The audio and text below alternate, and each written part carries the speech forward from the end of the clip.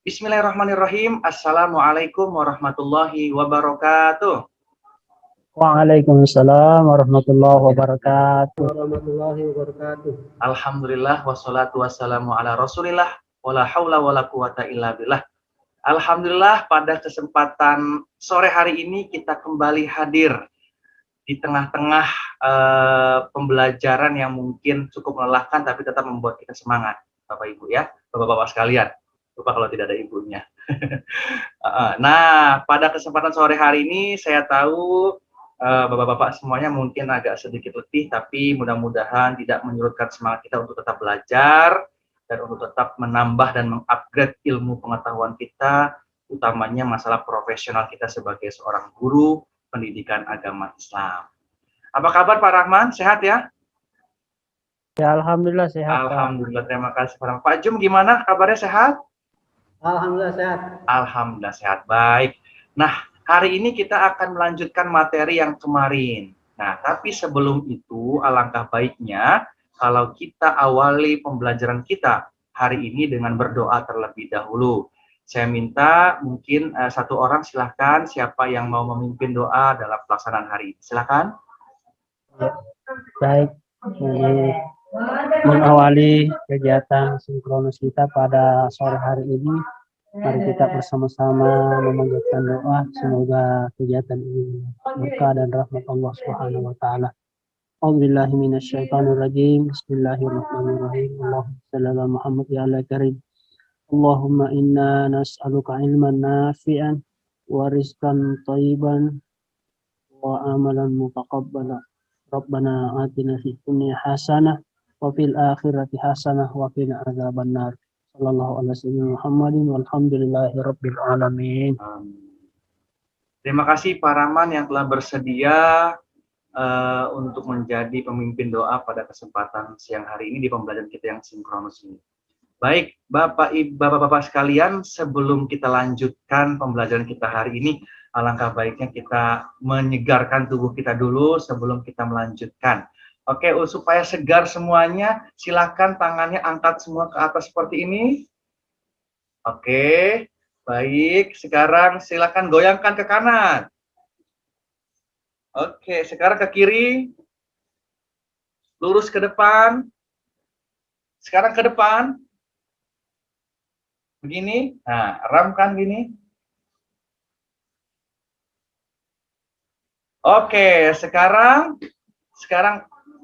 arahkan kepalanya ke sebelah kanan. Baik, kemudian sekarang ke sebelah kiri. Oke, sekarang ke atas. Yang terakhir ke bawah. Oke, alhamdulillah. Mudah-mudahan dengan gerakan tadi sedikit menyegarkan ya badan kita. Insya Allah. Nah, Bapak-bapak sekalian yang saya hormati, hari ini kita akan melanjutkan materi yang kemarin.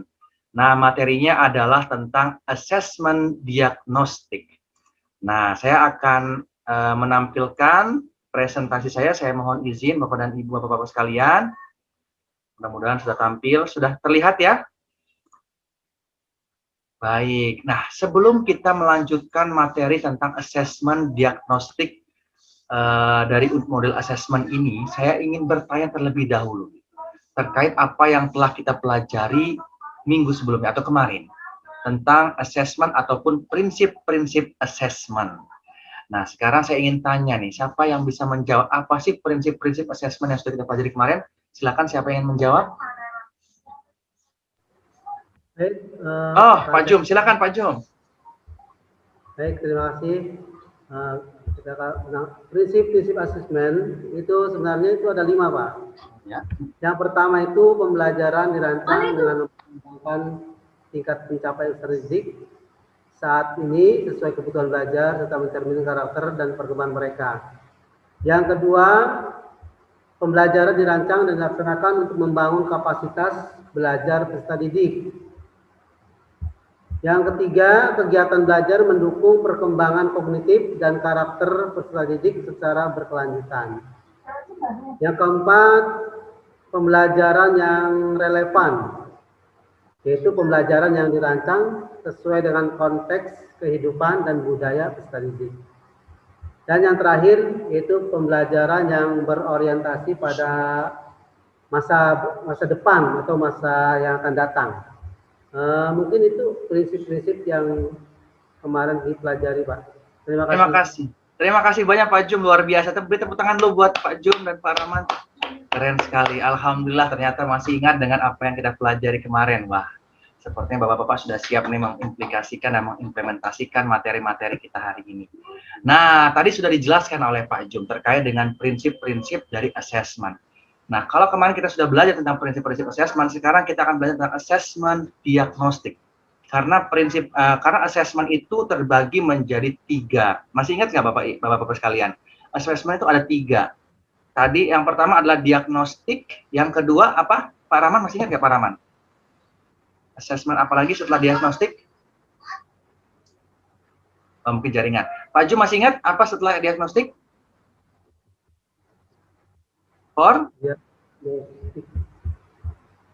Formatif ya, formatif. Yang terakhir? Formatif dan sumatif. Oke, betul sekali Pak. Nah, jadi kemarin kita setelah belajar prinsip-prinsip, ada pembagian atau macam-macam assessment.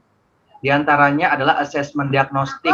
Nah, hari ini kita akan memperdalam mengetahui tentang assessment diagnostik. Oke, baik. Nah, sekarang sebelum kita lebih jauh, tentunya kita harus tahu dulu materi kita atau agenda kita hari ini. Kita insya Allah pada kesempatan sore hari ini akan belajar tentang tujuan assessment diagnostik. Kemudian juga kita akan mempelajari tentang macam-macam assessment diagnostik. Ada non-kognitif, ada assessment diagnostik kognitif. Nah, ini macam-macamnya. Baik, kita lanjutkan. Nah, Bapak-bapak sekalian yang berbahagia yang baik, perlu kita sama-sama ketahui dulu. Apa sih sebenarnya tujuan assessment diagnostik itu? Mohon maaf. Sebagaimana yang tertuang di sini, ya, dari namanya saja sudah sangat jelas sekali. Namanya adalah diagnostik. Sudah barang tentu maksudnya adalah untuk mendiagnosis. Nah, apa yang kita diagnosis? Kalau dokter kan mendiagnosis penyakit kepada pasien, gitu ya. Kemudian apalagi ya, kalau dia seorang teknik atau teknik mesin, teknisi, maka dia akan mendiagnosis masalah-masalah dalam perangkat. Nah, kalau guru, apa yang perlu didiagnosis? Nah, di sini kita harus tahu. Asesmen diagnostik ini juga artinya sama, mendiagnosis. Tapi dalam hal ini guru mendiagnosis atau peserta pendidik mendiagnosis kemampuan dasar siswa dan untuk mengetahui kondisi awal siswa. Nah, jadi tujuan daripada asesmen diagnostik ini pada prinsipnya adalah untuk mendiagnosis kemampuan dasar calon siswa kita dan mengetahui kondisi awal dia seperti apa. Itu tujuannya. Nah, untuk mengetahui tentang kemampuan dasar ataupun kondisi awal akan dibagi menjadi 2 karena pada prinsipnya asesmen diagnostik itu bisa dilakukan dalam 2 bentuk. Yang dalam istilah di sini macam-macamnya adalah diagnostik non-kognitif dan asesmen diagnostik kognitif. Nah, jadi dibagi menjadi 2. Sekarang kita akan lihat apa sih kognitif dan non-kognitif dari asesmen diagnostik. Tujuan daripada adanya asesmen diagnostik kognitif dan non-kognitif adalah yang pertama, untuk non-kognitif, yaitu mengetahui kesejahteraan psikologi dan sosial emosi siswa. Yang kedua, mengetahui aktivitas selama belajar di rumah. Yang ketiga, mengetahui kondisi keluarga siswa. Dan yang keempat, mengetahui latar belakang pergaulan siswa. Yang terakhir, mengetahui gaya belajar, karakter, serta minat siswa. Nah, ini adalah tujuan asesmen diagnostik non-kognitif. Jadi lebih kepada psikologi dan sosial emosi, baik secara kondisi individu maupun kondisi dalam keluarganya, seperti di rumah, ataupun di lingkungan sekitar, dan gaya belajarnya. Kemudian tujuan asesmen diagnostik kognitif. Nah, bagaimana? Apa? Yang pertama, untuk mengidentifikasi capaian kompetensi siswa tersebut atau peserta didik tersebut. Itu yang pertama. Yang kedua, menyesuaikan pembelajaran di kelas dengan kompetensi rata-rata siswa. Dan yang ketiga, memberikan kelas remedial atau pelajaran tambahan kepada siswa yang kompetensinya di bawah rata-rata. Nah, ini adalah tujuan daripada asesmen diagnostik, baik non-kognitif ataupun kognitif. Nah, sebelum kita lanjutkan, saya ingin bertanya terlebih dahulu. Dari macam-macam diagnostik ini, asesmen diagnostik ini, kira-kira Pak Rahman terlebih dahulu. Pak Rahman, sebelum masuk ke materi pelajaran, pernah nggak Pak Rahman mengecek kemampuan siswanya terkait dengan materi yang akan diajarkan? Pernah nggak melakukan hal itu Pak Rahman? Ya Pak, terima kasih. Terkait tentang asesmen diagnostik ini sebagai asesmen atau penilaian awal dari kemampuan dasar untuk mengetahui kondisi awal siswa. Yang saya pernah lakukan itu ya dalam bidang materi pelajaran, terutama untuk mengetahui kemampuan awal siswa, misalnya bagaimana kemampuan bacaan Al-Qur'annya, kemudian bagaimana pelaksanaan syariat agamanya di rumah, orang tuanya bagaimana, kemudian lingkungannya, yang kemudian menjadi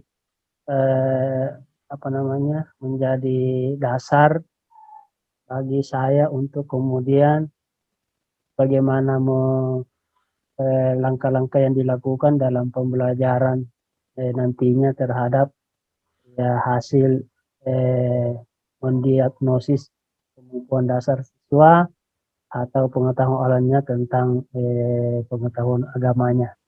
Jadi terkait ini Pak, ya alhamdulillah sudah sering dilakukan. Alhamdulillah. Baik. Terima kasih sekali Pak Rahman atas jawabannya. Wah, itu tadi ya, seperti itulah Bapak-Bapak sekalian. Ternyata kita sudah mempraktekkannya dalam kehidupan sehari-hari. Wah, kalau seperti ini sudah barang tentu insya Allah ya, kita akan mudah dalam mengimplementasikannya. Apalagi setelah ini kita sudah tahu teorinya, sudah pernah mempraktekkan, sekarang akan lebih kuat pemahaman kita dan prakteknya nantinya. Alhamdulillah. Terima kasih Pak Rahman. Dan saya yakin juga Pak Jum juga pernah mengalami hal ini. Hanya saja mungkin kita tidak tahu istilah yang digunakan ataupun apa sih sebenarnya yang kita lakukan ini. Ternyata sekarang kita sudah jelas. Ini adalah tujuan asesmen diagnostik. Dan ternyata manfaatnya nanti akan kita rasakan luar biasa sehingga kita bisa lebih memahami teknik belajar yang cocok untuk murid kita. Nah, selanjutnya Bapak dan Ibu, Bapak-Bapak sekalian. Nah, selanjutnya kita akan sekarang kita akan mulai untuk masuk kepada materi asesmen diagnostik non-kognitif. Kita akan pilah satu persatu lebih detail terkait apa itu asesmen diagnostik non-kognitif dan apa itu asesmen diagnostik kognitif. Kita awali dari asesmen diagnostik non-kognitif sekarang. Bapak dan Ibu tadi sudah dijelaskan ya bahwa asesmen diagnostik non-kognitif di awal pembelajaran dilakukan untuk menggali. Ya, tadi sudah dijelaskan oleh Pak Rahman bagaimana beliau telah melakukan asesmen sebelum pembelajaran terkait dengan mungkin materi-materi yang akan diajarkan. Nah, sebenarnya sudah kita lakukan, tapi kita mungkin perlu tahu untuk apa sih asesmen diagnostik itu dilakukan, terkhusus mungkin yang pertama non-kognitif dulu. Untuk apa? Untuk hal apa? Nah, di sini kita akan ketahui. Yang pertama, asesmen diagnostik non-kognitif itu dilakukan untuk menggali satu, kesejahteraan psikologis dan sosial emosi siswa. Bagaimana sih psikologi murid kita atau calon murid kita, bagaimana sih sosial emosinya dan lain sebagainya. Nah, itu perlu kita ketahui bersama. Nah, yang kedua, kita juga harus tahu aktivitas siswa belajar di rumah seperti apa. Yang ketiga, kondisi keluarga dan pergaulannya siswa seperti apa. Dan yang terakhir, gaya belajarnya dia sukai seperti apa, karakter belajarnya seperti apa, ataupun minatnya tentang apa, itu juga kita harus ketahui. Dengan demikian, kalau kita sudah tahu 4 karakter ini, 4 kriteria ini, tentunya sebagaimana yang sudah kita pelajari sebelumnya tentang masalah prinsip-prinsip pembelajaran menurut Ki Hajar Dewantara, mengenai merdeka belajar, kemudian keterbukaan dan lain sebagainya akan tercapai. Kenapa? Karena kita tahu, oh ternyata kondisi psikologi anak kita sangat mendukung dengan materi ini. atau sangat mendukung dengan teori ini dan lain sebagainya. Nah, itulah pentingnya asesmen diagnostik non-kognitif. Selanjutnya, nah, apa yang perlu kita persiapkan, apa yang perlu kita lakukan untuk melakukan asesmen diagnostik? Ada 3 tahapan. Nah, yang pertama adalah persiapan. Tentu segala sesuatu itu butuh persiapan. Begitupun juga kita ingin melakukan asesmen diagnostik non-kognitif, kita perlu ada persiapan. Persiapannya apa? Persiapan pertanyaan, persiapan mungkin kalimat demi kalimat, ataupun mungkin bentuk-bentuk gambar yang perlu kita siapkan. Yang kedua baru kita lakukan pelaksanaan. Nah, kita lakukan. Yang terakhir adalah tindak lanjut. Jadi, setelah kita melakukan asesmen diagnostik non-kognitif, kita jangan abaikan, sudah selesai begitu saja. Tapi setelah kita meminta mereka untuk melakukan sesuatu ataupun menjawab pertanyaan kita langsung lakukan tindak lanjut. Jika jawaban mereka mengarah kepada hal yang negatif, kita perlu menggali lebih dalam, kalau perlu kita mungkin melakukan kerjasama dengan BK, guru BK ataupun psikolog terkait dengan masalah siswa tersebut, agar nantinya dalam proses belajar akan lebih maksimal. Nah, di sini ada tipsnya Bapak dan Ibu. Keterampilan, di sini saya coba bacakan, keterampilan bertanya dan membuat pertanyaan itu penting pada asesmen ini. Ini ada tipsnya. Artinya adalah ketika kita ingin melaksanakan asesmen diagnostik non-kognitif, kita perlu menyiapkan pertanyaan yang baik. Ya. Dan tentunya nanti akan kelihatan jawaban-jawaban mereka terkait dengan apa yang kita tanyakan, sehingga menjadi hal yang penting untuk materi kita. Maka pertanyaan itu menjadi penting kalau kita ingin membuat asesmen diagnostik. Kalimatnya harus yang mudah dipahami oleh anak, yang bisa dimengerti dan bisa dijawab oleh mereka. Baik. Nah, dalam perjalanan presentasi saya, Bapak Ibu, mohon maaf sebelumnya. Nanti silakan jika ada yang mau bertanya, boleh raise hand, atau boleh langsung menyalakan audio, supaya kegiatan kita berlangsung dengan baik. Nah, saya lanjutkan terlebih dahulu. Jika ada yang bertanya, silakan nanti boleh mengaktifkan audionya. Selanjutnya, Bapak dan Ibu, ini contoh nih. Contoh-contoh persiapan dalam melaksanakan asesmen diagnostik non-kognitif. Apa saja yang perlu kita siapkan? Misalnya, 1, siapkan alat bantu berupa gambar-gambar yang mewakili emosi. Nah, Bapak-Bapak sekalian ataupun Ibu-Ibu sekalian bisa mencari gambar-gambar yang mewakili emosi di website-website yang tersedia. Sekarang banyak sekali bentuknya, dengan beragam bentuk dan karya. Ada yang lucu, ada yang menarik, dan lain sebagainya. Nah, kemudian setelah kita siapkan gambar-gambar, nah, mungkin yang kedua adalah baru kita buat daftar pertanyaan atau pertanyaan kunci mengenai aktivitas siswa. Nah, seperti apa contoh pertanyaannya? Misalnya, apa yang sedang kamu rasakan saat ini? Misalnya, ini untuk mungkin emosi misalnya. Bagaimana perasaanmu saat belajar di rumah? Kita nggak perlu meminta mereka untuk menjawab. Cukup menunjukkan gambar-gambar emosi tadi, kita bisa melihat, oh kondisinya saat ini seperti ini. Di situ kan ada gambar tertawa, tersenyum, cemberut, marah, kesal, dan lain sebagainya. Kita minta mereka, oke, di situ ada angka 1, 2, 3, 4, 5 misalnya. Pertanyaan pertama, apa yang sedang kamu rasakan saat ini? Kemudian, kita minta mereka untuk menjawab. Oke, silakan dijawab. Gambar yang nomor 1, 2, 3, 4, 5 atau nomor berapa? Nah, mereka tidak perlu mengungkapkannya dalam sebuah ucapan, cukup dengan menunjukkan gambar, kita sudah bisa melihat, oh kondisinya seperti ini. Yang kedua, bagaimana perasaanmu saat belajar di rumah? Juga sama. Tunjukkan gambar, mereka memilih angka berapa, kita tahu, oh ternyata kondisinya saat ini. Atau, nah, pertanyaan selanjutnya, mengenai aktivitas sekarang. Siapkan pertanyaan kata kunci apa misalnya? Apa saja kegiatanmu selama belajar di rumah? Nah, dalam hal ini, untuk pertanyaan nomor 2, baru kita minta mereka untuk menjawabnya.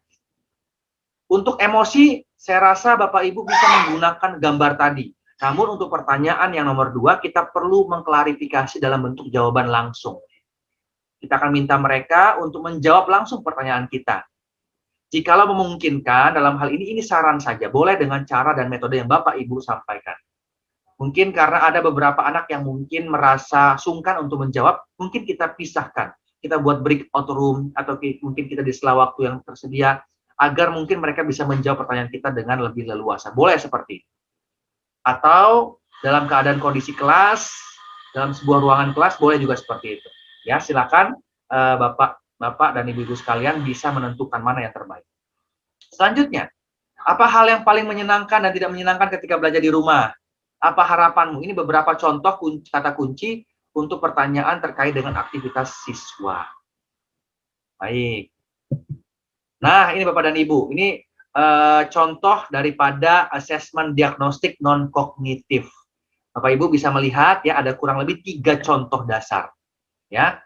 Nah, Bapak Ibu bisa melakukannya, bisa meminta siswa untuk mengekspresikannya perasaannya selama belajar di rumah serta menjelaskan aktivitasnya. Jadi setelah kita mengetahui emosi mereka, aktivitas mereka, kita bisa minta mereka dengan berbagai cara, mungkin bercerita langsung seperti yang saya sampaikan tadi. Silakan jawab pertanyaan Bapak, apa aktivitas kamu di rumah misalnya, bercerita. Atau kalau misalnya muridnya terlalu banyak, waktu terbatas, bisa kita lakukan dengan cara menulis. Kita siapkan pertanyaan, anak-anak siapkan kertas dan alat tulisnya, menulis jawabannya. Nanti kita baca satu persatu jawabannya apa. Atau dengan cara menggambar juga bisa. Coba gambarkan kondisi rumah kamu seperti apa. Nah, hal ini juga bisa kita lihat. Misalnya mereka menggambar tentang orang tua yang mungkin ayahnya jauh, ibunya jauh, dia sendirian sedang melamun. Itu bisa melihat gambarannya. Oh, saat ini anak ini sedang merasa kesepian. Nah, jadi seperti itu contoh-contoh kegiatan pelaksanaan dalam asesmen diagnostik non-kognitif. Oke, sebelum saya lanjutkan, apakah cukup jelas atau ada pertanyaan sampai sini? Ya, jelas Pak. Jelas. Cukup ya, cukup. Alhamdulillah. Pak Jum, bagaimana? Cukup Pak. Cukup ya, alhamdulillah. Nah, selanjutnya kita akan lanjutkan. Nah, sekarang kita butuh yang namanya strategi-strategi dalam pelaksanaan asesmen diagnostik agar pelaksanaan ini dapat berjalan dengan baik. Ya, apa strateginya? Pertama, pastikan pertanyaan itu jelas dan mudah dipahami. Itu harus.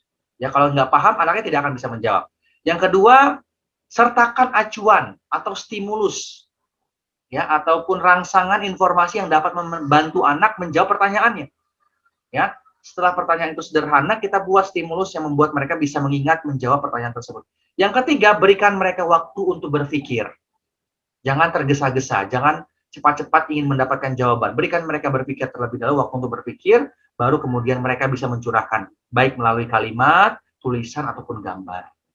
Nah, kemudian di dalam tabel ini dijelaskan nih, saat siswa menjawab pertanyaan, berikan penguatan. Berikan pertanyaan lanjutan untuk menggali lebih dalam. Kalau seandainya mereka misalnya menjawabnya terlalu luas kemana-mana, arahkan kembali fokus kepada pertanyaan yang diminta, gitu, ya. Jadi jangan sampai dia menjawab kemana-mana, karena seringkali anak-anak curhat akhirnya kemana-mana tidak sesuai dengan konteks yang kita ingin tanyakan. Nah, jika anak bertanya, bagaimana jika anak bertanya, balik bertanya sama kita, jangan ditunda untuk menjawabnya, langsung kita jawab. Jadi jangan biarkan anak-anak untuk menunggu jawaban kita nanti sebentar ya, saya akan jawab setelah selesai materi. Jangan, usahakan kita langsung jawab. Kemudian kalau seandainya anak-anak masih belum paham, bantu siswa untuk menjawab pertanyaan mereka sendiri. Itu akan lebih bijak. Misalnya mereka bertanya, kita arahkan untuk mereka menjawabnya. Nah, seandainya siswa menjawab pertanyaan kita, maka yang pertama kita perlu perhatikan, cobalah untuk mengarahkan kembali pertanyaan jikalau mereka misalnya sudah kemana-mana jawabannya. Memfrasekan pertanyaan agar lebih mudah dipahami, ya, atau misalnya mereka tidak paham dengan pertanyaan kita buat yang lebih sederhana lagi, lebih mudah lagi, ataupun menggunakan contoh-contoh yang lebih mudah bagi mereka. Kemudian yang terakhir, jangan lupa ketika mereka menjawab pertanyaan, jangan dipotong, jangan disela, kita tunggu mereka untuk Baik, Bapak-Bapak sekalian, kita lanjut ke sesi yang kedua. Nah, tadi kita sudah mendengarkan terkait dengan asesmen diagnostik non-kognitif tentang bagaimana sih strategi yang perlu kita kuasai untuk membuat asesmen diagnostik non-kognitif ini agar lebih mengenai sasaran yang kita harapkan. Selanjutnya, setelah kita melakukan pelaksanaan asesmen diagnostik non-kognitif, kita perlu tindak lanjut. Bagaimana caranya? Yang pertama, setelah kita membuat pelaksanaan, memberikan pertanyaan, direspon oleh peserta didik, sekarang kita lihat. Yang pertama, kita identifikasi dulu. Kita identifikasi peserta didik ataupun siswa-siswa kita yang melakukan atau mengekspresikan emosi negatif dan kemudian kita ajak mereka berdiskusi empat mata. Kita panggil mereka, kalau perlu mungkin boleh juga kita ajak mungkin guru BK-nya dan lain sebagainya. Jadi intinya adalah kita panggil, kita identifikasi, kita pilah mana murid-murid kita yang melakukan ataupun menjawab dengan ekspresi emosi negatif. Kita ajak diskusi secara empat mata. Kemudian setelah kita melakukan diskusi dengan mereka, kita lanjutkan dengan tindak lanjut untuk mengkomunikasikannya dengan orang tuanya jika diperlukan. Namun jika tidak diperlukan, seandainya dengan bicara dengan kita cukup memberikan kenyamanan, ketenangan, dan menjawab kegalauan hati mereka, maka tidak perlu sampai ke orang tua ataupun guru-guru. Nah, yang ketiga, kita lakukan lagi pelaksanaan asesmen non-kognitif dari awal pembelajaran lagi. Jadi untuk mengetahui apakah apa yang kita lakukan ini memang benar-benar sudah berhasil. Jadi setelah kita melakukan non-kognitif yang pertama, selanjutnya kita lakukan lagi asesmen diagnostik non-kognitif untuk melihat kembali kondisi emosi psikologinya. Oke, sampai sini ada pertanyaan Pak Jum ataupun Pak Rahman terkait dengan asesmen diagnostik non-kognitif. Setelah ini kita akan masuk ke yang kognitifnya. Ada? Iya, jelas Pak. Jelas ya? Oke, baik. Nah, kalau jelas, sekarang saya akan minta Pak Jum dan Pak Rahman untuk menjawab, memastikan kemampuan ataupun rasa pengetahuan yang telah kita pelajari barusan ini. Ya, sekarang saya akan stop share. Kita akan menggunakan jawaban-jawaban Pak Jumardika dan Pak Abdurrahman di menti.com. Nah, ya, silakan Pak Jumardika dan Pak Rahman membuka Mentimeternya dan menti.com-nya. Untuk kodenya saya akan share screen. Bentar, saya izin untuk membuka menti.com-nya. Nah,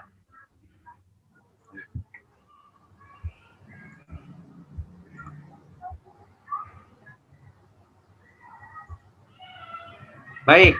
Nah, sekarang silakan Pak Jumardika dan Pak Abdurrahman untuk menulis kodenya ya. Silakan masuk ke menti.com.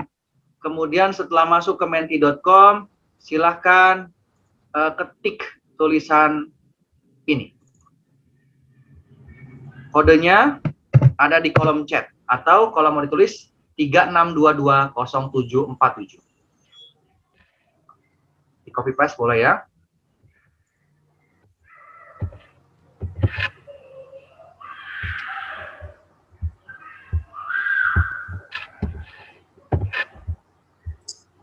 Silakan Pak Jumardika dan Pak Rahman menjawab pertanyaan ini.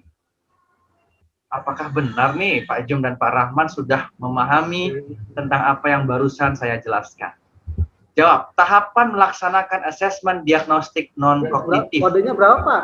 Oh, kodenya 3622. Bentar, 3622 0747. 3622 01 ya? 0747. Oh iya. Di atas ini ada ya, kalau Bapak-Bapak lihat di atas layar, itu ada tuh, yang kotak coklat ini. Itu kodenya. Ya, sip. Oke, silakan. Sudah? Silakan dijawab. Apa saja tahapan melaksanakan asesmen diagnostik non-kognitif? Apa ya? Kira-kira apa tadi? Sudah saya jelaskan. Ada 3. Oke, saya kasih kunci, ada 3. Ada 3 tahapan. Oh, itu yang tadi ya? Ya, ada 3 tahapan dalam tahapan melaksanakan asesmen diagnostik non-kognitif. 1 apa, 2, dan 3. Formatif kan ya? Formatif kan? Itu macam-macam asesmen. Wah. Sekarang tahapannya. Tahapan-tahapan kalau kita mau melaksanakan asesmen diagnosis itu seperti apa? Kira-kira Pak Jun dan Pak Rahman. Dari materi yang sudah saya sampaikan tadi, di awal-awal, itu ada tahapan-tahapan dulu. Sebelum kita melakukan segala sesuatu pun kita harus ada tahapan-tahapannya. Apa tahapannya?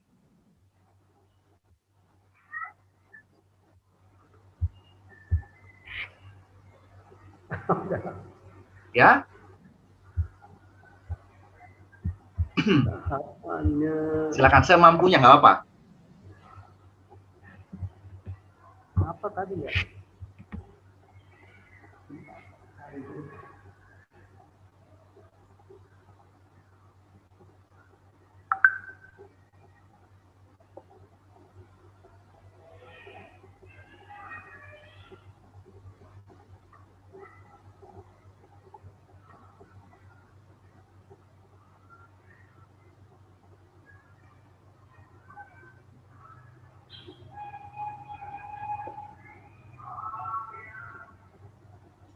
Oke, terima kasih Pak Rahman sudah menjawab. Ini Pak Rahman ya? Pak Jum, silakan. Ya, siap. Tahapan pelaksanaan asesmen diagnosis kognitif ada 3 menurut Pak Rahman. Ada identifikasi emosi siswa, melakukan tindak lanjut, ulang pelaksanaan asesmen kognitif. Oke. Ya. Bagaimana jawaban Pak Jum? Kita lihat jawabannya. Oke, baik. Alhamdulillah sudah ada jawaban ya. Dari 2 jawaban yang ternyata berbeda, tapi sebenarnya ada kesamaan dan kemiripan di dalamnya. Oke, terima kasih Pak Jumadika dan Pak Abdurrahman. Kalau kita lihat nih, kira-kira jawaban mana yang paling benar nih? Jawaban Pak Rahman ataupun Pak Jum? Kira-kira yang mana ini? Oke, Tereng. Jawaban yang terbenar, yang paling mendekat, yang paling benar adalah jawaban Pak Jumardika. Jadi, dalam tahapan melaksanakan asesmen diagnostik itu ada persiapan, pelaksanaan, dan tindak lanjut. Tepuk tangan buat kita semua. Baik, terima kasih. Alhamdulillah, ternyata Pak Jum sudah paham ya. Pak Rahman sudah paham, karena di situ ada tindak lanjut. Sudah benar. Mantap. Ya. Identifikasi juga sudah benar, karena dalam tindak lanjut dan sebagainya. Oke, terima kasih Pak Jum dan Pak Rahman.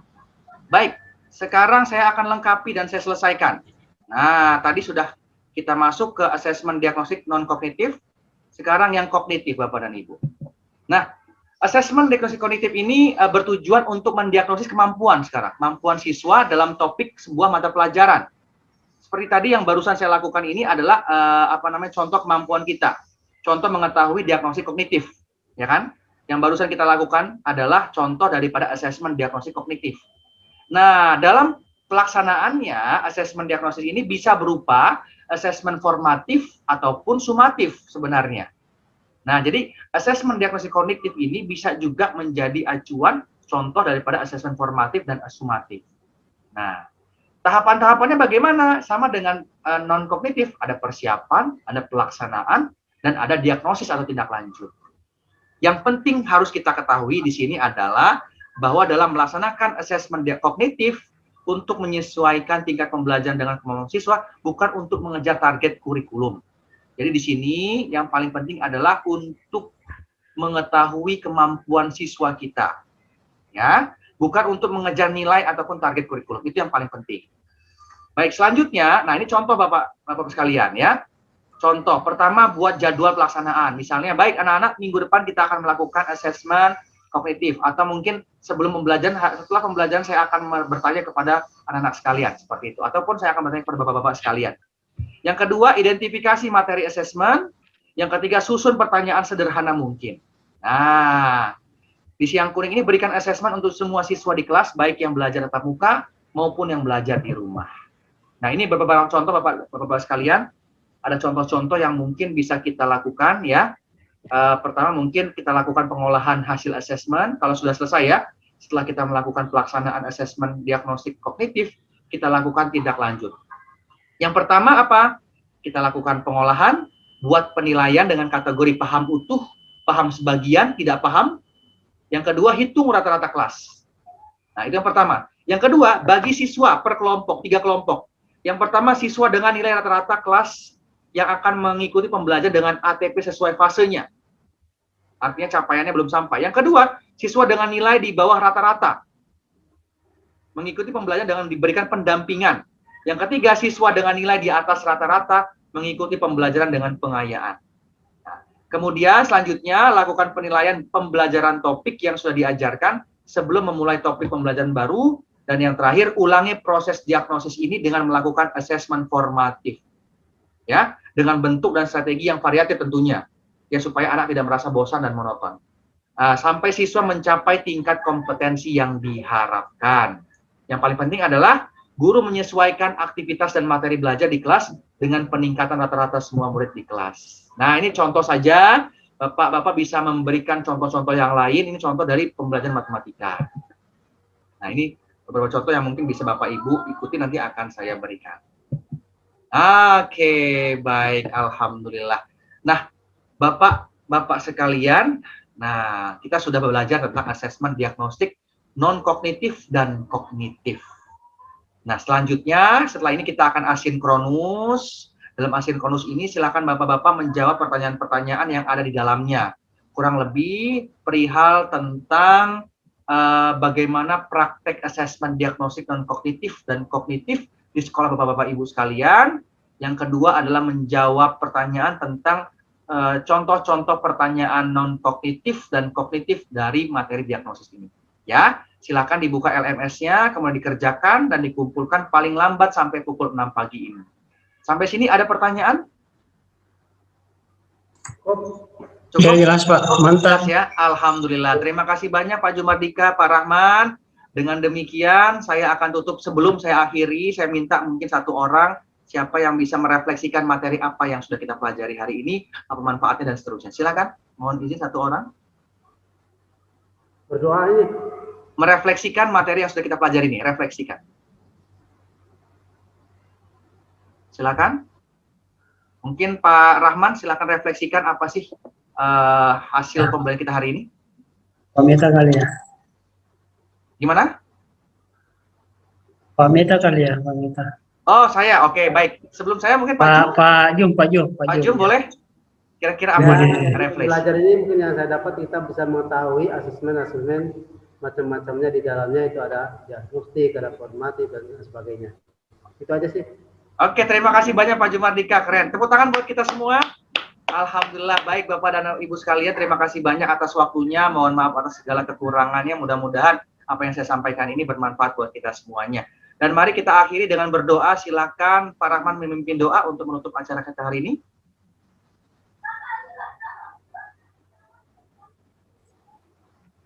Baik, terima kasih Pak atas materinya hari ini. Semoga jadi tambahan ilmu untuk kami, insyaallah bisa diaplikasikan di sekolah nantinya. Dan mengakhiri kegiatan pada sore hari ini karena sudah menjelang maghrib, kita berdoa bersama dengan mengakhiri dengan membaca doa suratul Fatihah ila hadratin Nabi Mustafa Rasulullah sallallahu alaihi wasallam. Al-Fatihah. Billahi minasyaitonir rajim. Bismillahirrahmanirrahim. Alhamdulillahi rabbil alamin. Arrahmanir rahim. Iyyaka na'budu wa iyyaka nasta'in. Ihdinas mustaqim. Shiratal ladzina an'amta 'alaihim ghairil maghdubi 'alaihim.